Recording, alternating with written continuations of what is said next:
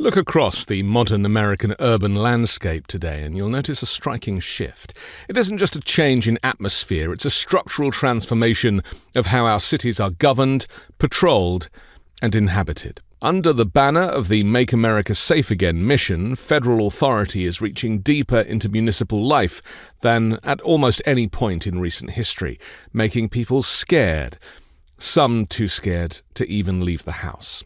But if you look beneath Trump's headline promises of street safety and crime reduction, a far more sweeping agenda reveals itself. A systematic attempt to remold the demographic, social, and political fabric of urban America.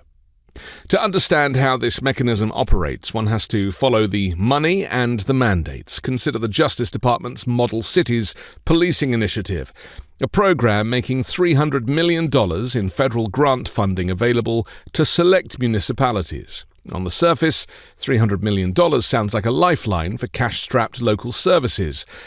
But this funding comes with strings attached that carry unprecedented ideological conditions.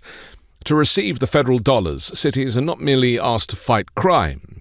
They are required to comply directly with federal immigration enforcement operations. They must enact punitive measures against unhoused populations, enforcing strict prohibitions on urban camping, loitering and squatting, while repudiating proven housing-first relief models. Furthermore, the grants include an unprecedented provision. Cities could be forced to repay millions of dollars if there is a surge in violent crime or civil unrest. The explicitly stated models for this program are Washington, D.C. and Memphis, Tennessee, cities where armored vehicles and National Guard troops have become a familiar presence on neighborhood streets.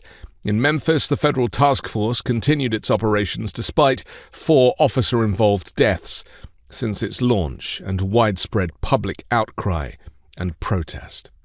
Municipal leaders across the country are recognizing the trade-off being demanded. Stephen Reed, the mayor of Montgomery, Alabama, publicly passed on applying for the grant, noting succinctly, "Everybody wants a quick fix, and no one wants to invest in the root cause of the issue." Mayor Reed is not alone. Many leaders recognize that accepting these funds means surrendering local autonomy to a federal framework that conditions safety on compliance with a specific ideological blueprint. Unlike traditional law enforcement assistance grants, which were historically distributed through peer-reviewed, non-partisan processes, these Model Cities grants are evaluated directly by political appointees inside the Justice Department. This shifts the dynamic from cooperative community policing to political patronage, where federal resources are weaponized to reshape local policy and demographics to suit Donald Trump's plan to make America white again. While military-style enforcement establishes a physical presence on city streets, another quieter, equally drastic process is unfolding inside the nation's courtrooms and regulatory agencies. This is the rapid dismantling of legal protections for immigrant communities, a campaign guided by White House advisor Stephen Miller and executed across multiple federal departments. For decades, temporary protective status, or TPS, served as a humanitarian pillar of American immigration law. Enacted by Congress in 1990, TPS provided legal work permits and shelter to individuals whose home countries were devastated by natural disasters, civil war, or extreme violence. Holders of TPS became essential threads of the American economic fabric, contributing hundreds of billions of dollars to key industries like construction, healthcare, and elder care. Yet over the past year, the Trump regime has systematically moved to strip these protections from hundreds of thousands of people, targeting individuals from nations facing severe instability, including Haiti, Syria, and South Sudan. Following landmark conservative rulings at the Supreme Court that curtailed judicial review of the program, federal judges were forced to clear the way for mass revocations. The human reality of these legal maneuvers was summarized bluntly by Department of Homeland Security Secretary Mark Wayne Mullin, who stated, "We're going after them right now. These individuals can either self-deport or we'll arrest you and send you back. It's that simple." Hundreds of thousands of long-term legal residents, parents, workers, and neighbors now face immediate risk of arrest and deportation to countries currently designated under federal do-not-travel advisories, countries that they haven't seen since they were children. Simultaneously, the Trump administration has re-engineered the immigration court system into a high-speed deportation engine. In cities across the nation, traditional individual hearings have been replaced by accelerated mass dockets, known among attorneys as megamasters. In Chicago, a single immigration judge was tasked with overseeing up to 185 fast-tracked cases in a single sitting, nearly 9 times the historic norm. In courts where up to 600 people are summoned at the exact same hour, chaos inevitably follows. From March through June, deportation orders issued by Chicago judges jumped by 120%. And crucially, more than 78% of these completed cases ended in removal orders in absentia, meaning individuals were ordered deported simply because they were not present in the courtroom.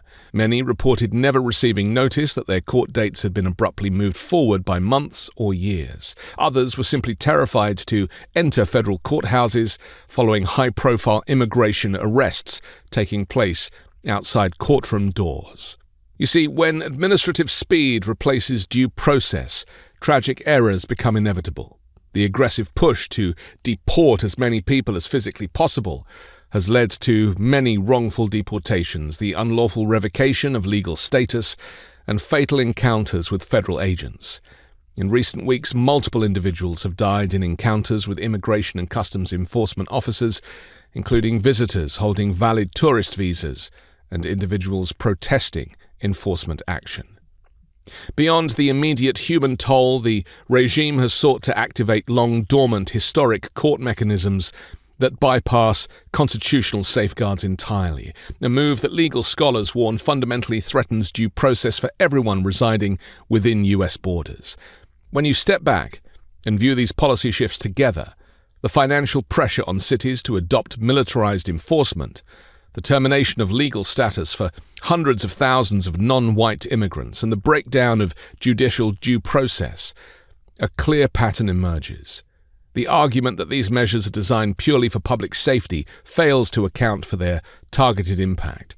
Instead, they represent an overarching strategy to exert political control over diverse urban centers and forcibly alter the nation's demographic landscape. True community safety is built on stable housing, accessible mental health care, economic opportunity, and trust between residents and local officials.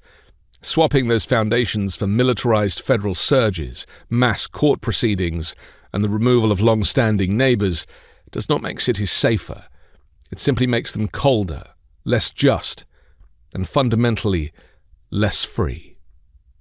I'm Anthony Davis. You can find me on the 5 Minute News YouTube channel and podcast, on Wednesdays co-hosting Uncovered, on Global AF on Legal AF, and on Sundays on The Weekend Show with MeidasTouch. Want to stay plugged in? Become a subscriber to our Substack at MeidasPlus.com. You'll get daily recaps from Ron Filipkowski, ad-free episodes of our podcast, and more exclusive content only available at MeidasPlus.com.